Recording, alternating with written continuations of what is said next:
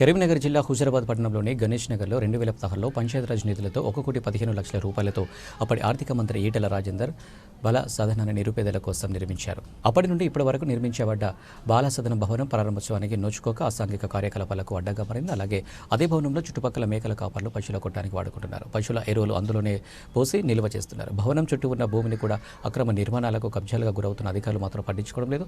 చూసి చూడనట్టు వదిలేస్తున్నారు. బాల సదన భవనాన్ని అధికారులు ఇప్పటికైనా పట్టించుకుని ప్రారంభించి నిరుపేదలకు అండగా నిలవాలని కోరారు స్థానికులు.